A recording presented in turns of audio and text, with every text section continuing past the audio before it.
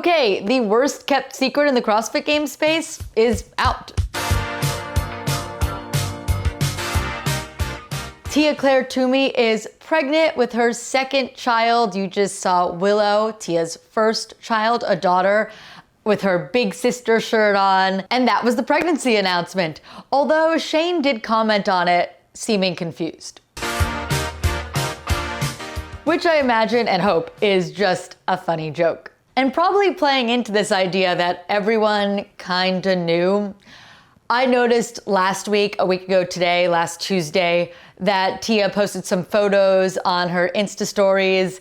This one where you can't really see her stomach, it's obscured. And then another one where she looked a little bit softer, I guess you could say, than we're used to seeing Tia, who has like the greatest abs. So this has been a rumor for a while. I mean, there was a rumor at the CrossFit Games that someone was pregnant. Nothing really came of that unless this is that.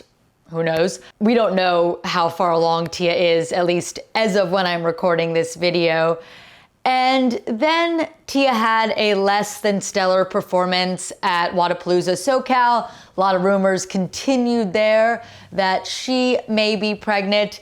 I always stood by like, we don't know, and it's not fair to speculate on this. Pregnancy and fertility can be very complicated things for some people. If you've ever experienced the loss of a pregnancy at any point in a pregnancy, but it is more common in that first trimester, and a lot of people don't want to announce it until they're in their second trimester because of that reason, because there's just a lot of questions still, and I think it's not really fair to push someone into announcing this earlier than they want to. So even though a lot of people speculated, a lot of people felt like they knew, I think letting her make the announcement before we actually say, hey, Tia's pregnant, is the best thing to do, and the way I tried to approach it, despite thinking like many other people that, you know, she might be pregnant. And she is. So what does this mean for the 2026 season? She's probably not competing at the CrossFit Games. Probably, I say, because I was talking to someone today who said, you know, she was able to get pretty fit pretty fast. She did the Open while pregnant last time and made it to quarterfinals.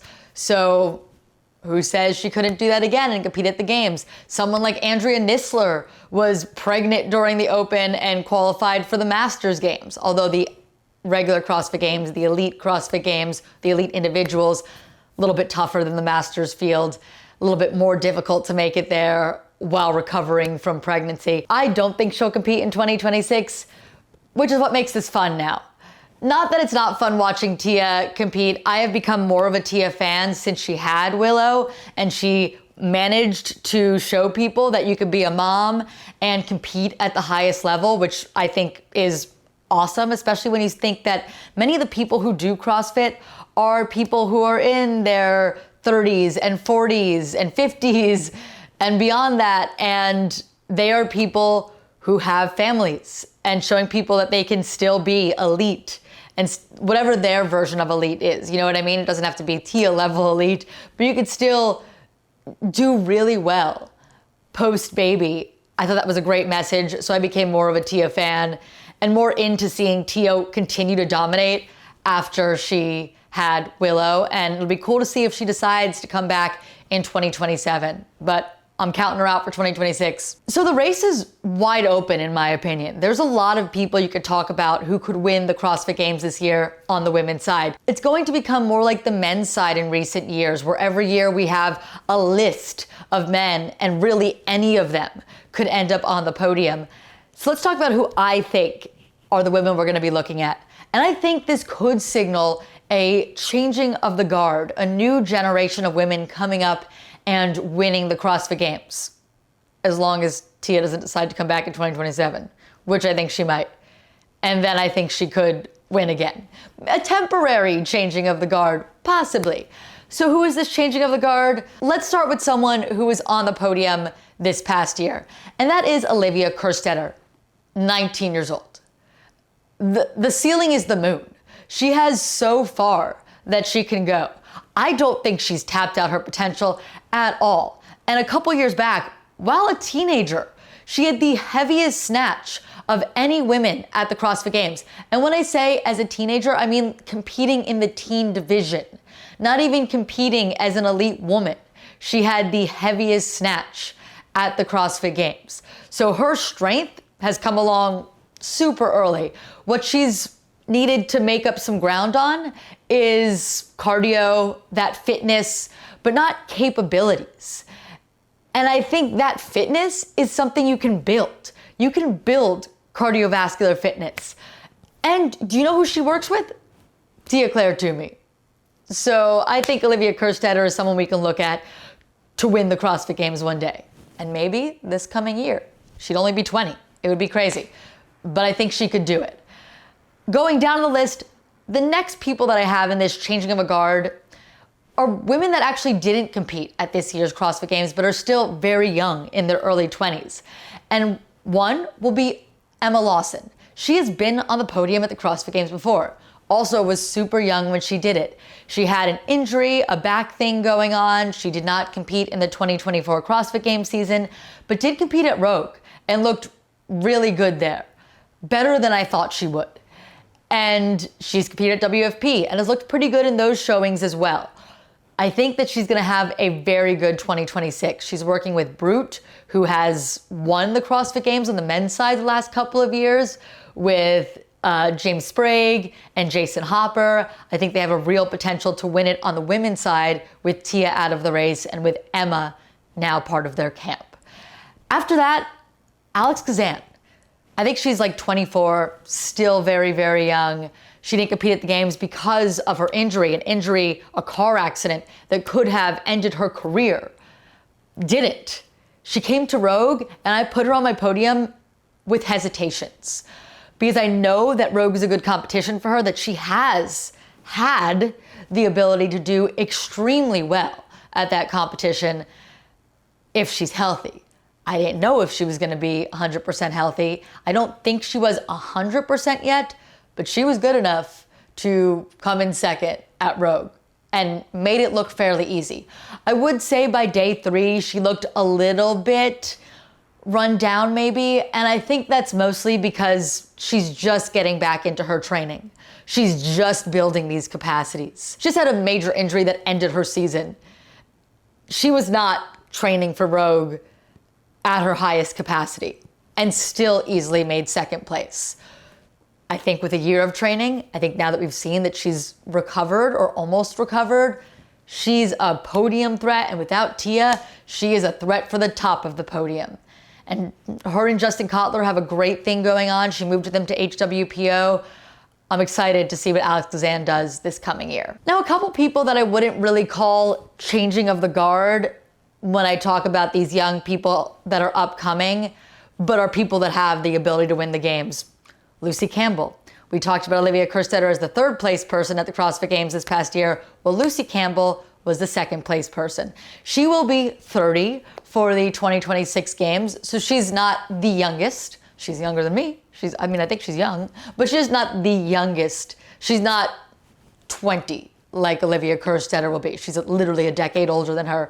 So I really wouldn't call it a changing of the guard with Lucy Campbell, because I don't think she's someone we could see dominate for years and years and years and years to come. But I think she's somebody that right now is hitting her peak. She is just hitting her peak. And I think that without Tia in the field, if she wasn't in this field this past year, Lucy probably would have won.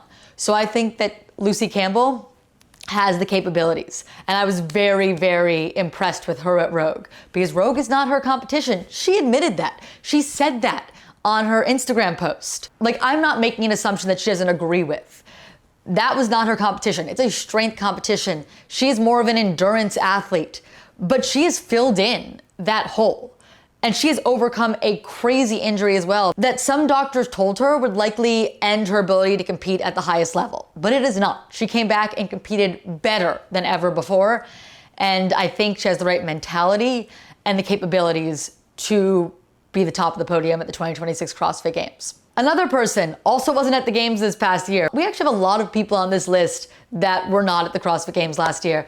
And that is Gabby Magala. I saw a video of her with Travis Mayer working out at Training Think Tank, just this week. I don't know exactly where she is in her recovery. We haven't seen her compete like we've seen some other people, Alex Gazan and Emma Lawson, since their injuries. But Gabby was on the podium at the 2024 CrossFit Games. Gabby had podium potential before that. Before she got injured at Rogue in 2024, I think she was pushing Laura to win it. I think Gabby may have won it by the end of the weekend.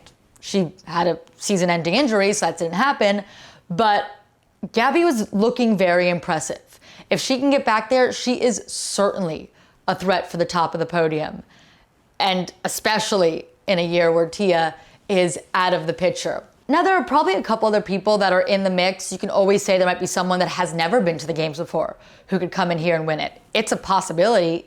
I think it's unlikely, but it is a possibility. This whole video is based off of Tia not competing this year. When Tia came into her first CrossFit Games, she finished second in her first year ever at the Games. And really no one talked about her the entire Games until Sunday. We were like, whoa, she's on the podium. Probably a miss. Hopefully that won't happen if that happens with someone new again. But that proves that somebody brand new can certainly end up on the podium and start an amazing career in their first year at the Games. And we've seen that. But it does indicate that someone new could come in and be a podium threat. But I think some of the names we talked about are the most likely to be the ones that are battling for that top position. There are a couple other people you can maybe talk about who have ended up on the podium in recent years, like Ariel Lowen. I just think she may be on the end of her career and unlikely to win the Games at this point, but maybe someone else to look out for. Someone that I haven't talked about, and you might be like, why has Amanda not mentioned this person? Laura Horvath. If Laura Horvath was competing at the Games, she would be the favorite to win the Games again.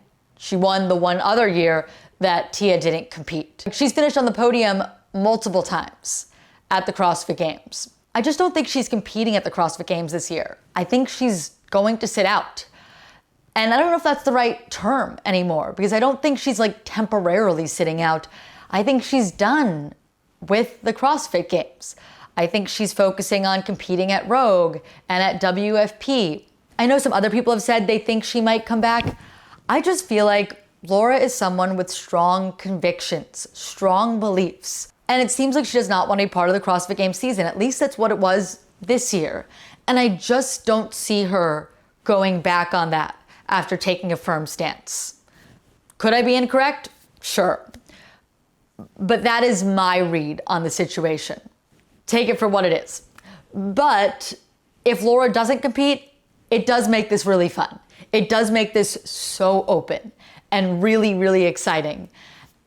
And I'm looking forward to it. It's gonna be here in San Jose, California. I think Tia will be there. She did say during the announcement that she planned to be here for the competition. And at that point, I believe she knew she was pregnant. So it wasn't like she was saying it thinking that she was still competing this season.